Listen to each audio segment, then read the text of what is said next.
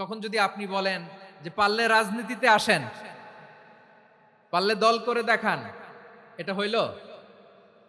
আমি কি এরকম কোনো কথা বলেছি? না। আমি একজন মুফাসসিরে কোরআন, আমি একজন আলেম, এর বাইরেও আমার সবচেয়ে বড় পরিচয় আম আ সিটিজেন অফ বাংলাদেশ।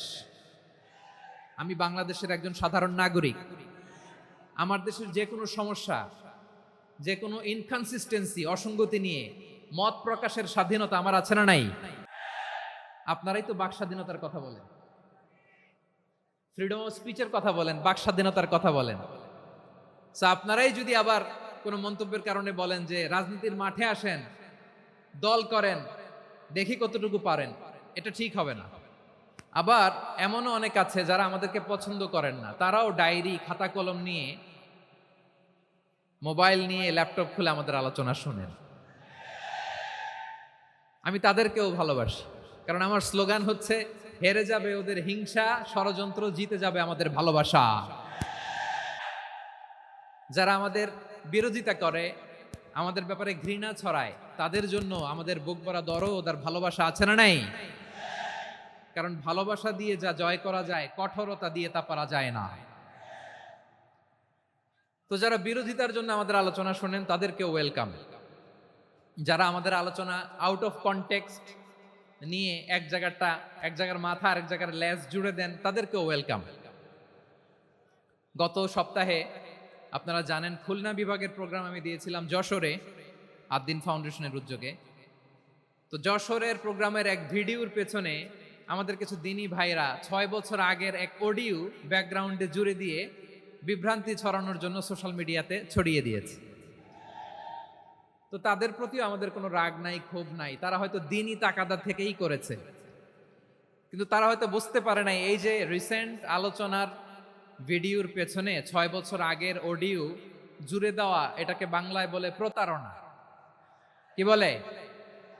প্রতারণা, ধোঁকাবাজি। এখনকার আলোচনার ভিডিও আর ব্যাকগ্রাউন্ডে এডিট করে লাগিয়েছে 6 বছর আগের অডিও। এটারে প্রতারণা বলে, ধোঁকাবাজি বলে। আর বিশ্বনবী বলেন, মান গশশানা ফালাইসা মিন্না, the person who deceives us he is not among আস।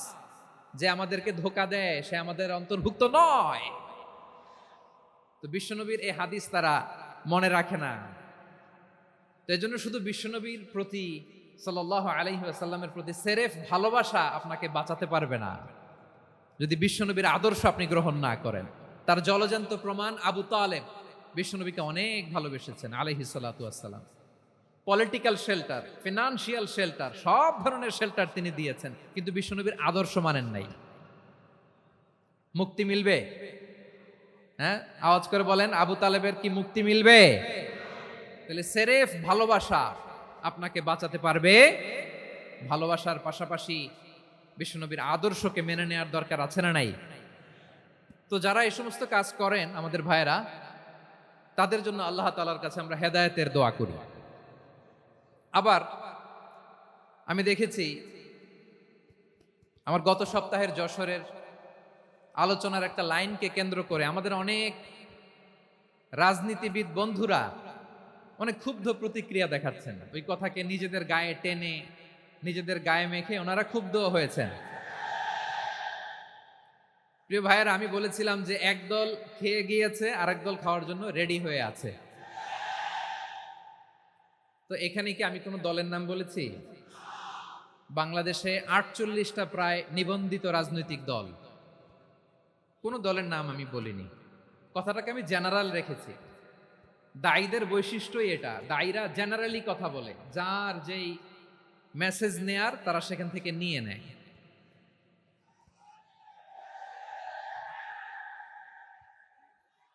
তো কোনো দল এটা নিয়ে কোনো কথা বলল না।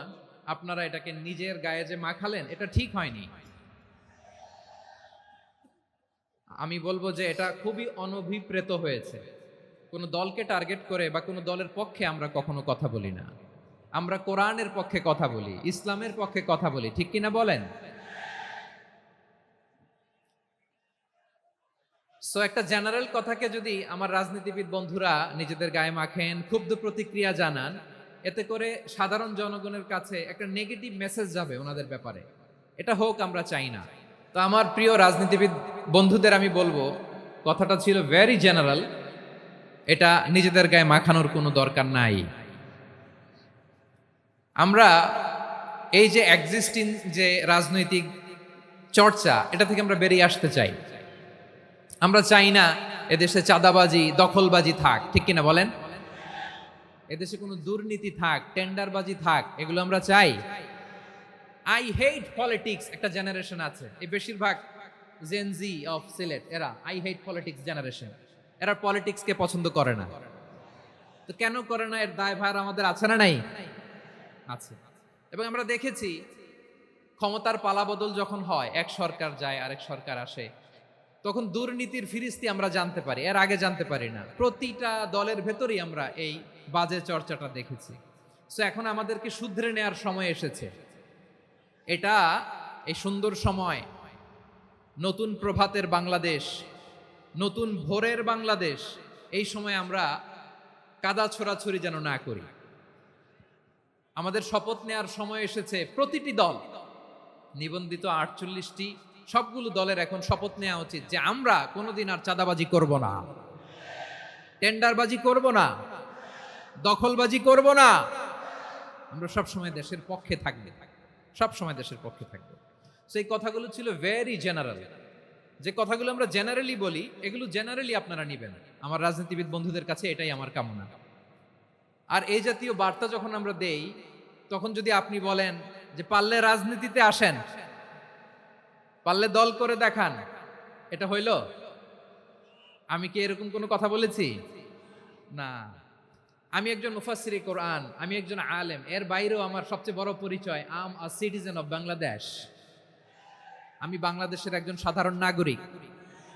আমার দেশের যে কোনো সমস্যা, যে কোনো ইনকনসিস্টেন্সি, অসঙ্গতি নিয়ে মত প্রকাশের স্বাধীনতা আমার আছে না নাই? আপনারাই তো বাক স্বাধীনতার কথা বলেন, ফ্রিডম অফ স্পিচের কথা বলেন, বাক স্বাধীনতার কথা বলেন। আপনারাই যদি আবার কোনো মন্তব্যের কারণে বলেন যে রাজনীতির মাঠে আসেন, দল করেন, দেখি কতটুকু পারেন, এটা ঠিক হবে না। তাই প্রিয় ভাইয়ের, আসুন আমরা দল মত নির্বিশেষে কাঁধে কাঁধ মিলিয়ে সোনার বাংলাদেশ গড়ি, দুর্নীতিমুক্ত বাংলাদেশ গড়ি। যে বাংলাদেশের জন্য রক্ত দিয়েছে আবু সাঈদ,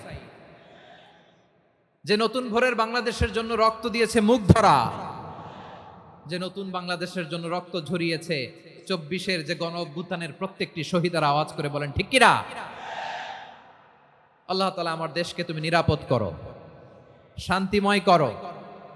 আমরা যেন স্বাধীন সার্বভৌম বাংলাদেশে মাথা উঁচু করে বিশ্ব দরবারে দাঁড়াতে পারি। আল্লাহ তুমি তৌফিক দান করো। আওয়াজ করে সবাই পড়ে আমিন।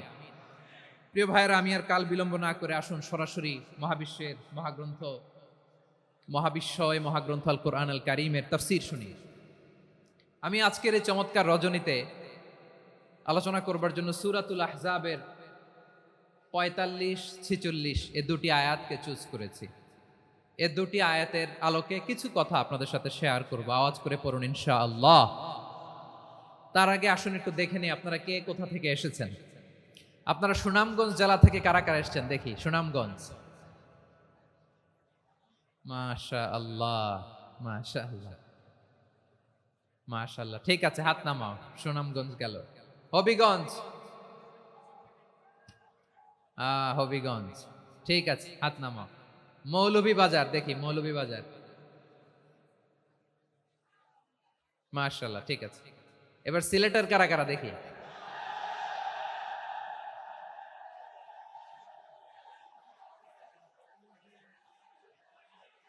মাশাআল্লাহ মাশাআল্লাহ। বক্কা বক্কা, ঠিক আছে ঠিক আছে, মাশাআল্লাহ মাশাআল্লাহ, I like it, I love it, মাশাআল্লাহ। সুনামগঞ্জ, হবিগঞ্জ, মৌলভীবাজার, সিলেট। সিলেটের এই 4 জেলার বাইরে থেকে কারা কারা আসছেন দেখি। মাশাআল্লাহ, অন্যান্য অনেক জেলা থেকে আমার বাইরে এসেছে। মাশাআল্লাহ, আল্লাহ সবাইকে কবুল করুক। আজকের এই প্রোগ্রামকে, এই তাফসীরুল কোরআন মাহফিলকে আমাদের নাজাতের ওসিলা বানাক। 3 দিন ব্যাপী দেশের প্রথিতযশা অত্যন্ত বিজ্ঞ প্রাজ্ঞ ওলামারা যে সমস্ত আলোচনা, দিক নির্দেশনা এই মঞ্চ থেকে আমাদের জন্য রেখেছেন, আমরা যেন সেগুলোর উপর আমল করতে পারি। আল্লাহ তৌফিক দান করুক। প্রিয় ভাইয়েরা, বড় গ্যাদারিং, অনেক বড় শোডাউন, জনপ্রিয়তা, এগুলো আমাদের উদ্দেশ্য না। আমাদের উদ্দেশ্য হচ্ছে আল্লাহর সন্তুষ্টি। সিলেট, আওয়াজ করে বলো, আমাদের উদ্দেশ্য কার সন্তুষ্টি? আল্লাহর সন্তুষ্টি। ওইটা যদি পাই যথেষ্ট। আলহামদুলিল্লাহ, আলহামদুলিল্লাহ। আসুন আমরা আমাদের নিয়তকে খালেস করে নেই। আমরা যা শুনবো আমলের নিয়তে শুনবো, নিজের জীবনকে পরিবর্তনের জন্য শুনবো, ঠিক কিনা বলেন? ইনশাআল্লাহ। আমি মেহেরবানি করে এই যে ডান দিকে আমরা ভাইদেরকে অনুরোধ করব, আপনারা মেহেরবানি করে চুপ থাকবেন। অনেক এলইডি আছে, এলইডি। হ্যাঁ, দেখেছি দেখেছি দেখেছি দেখেছি। কোনো এক্সকিউজ দেয়া যাবে না, এটা নাই ওটা নাই, এরকম কোনো কথা হবে না। এলইডিতে আমরা দেখবো ইনশাআল্লাহ। প্রিয় ভাইরা,